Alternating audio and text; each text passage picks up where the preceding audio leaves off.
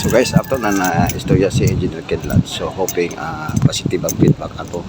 So follow up lang nato si Kapitan Bilin sa iyang sa may feedback sa atong akong i-approach ni Engineer Kidlat. So guys, ampo lang ta nga na ay positive outcome ato. So di ako karon sa buhi ko unong diri sa Tubigon. Mo ni ilang kuan diri. Sulod sa ilang bali ilang area diri sa Tubigon. Sa buhi ko.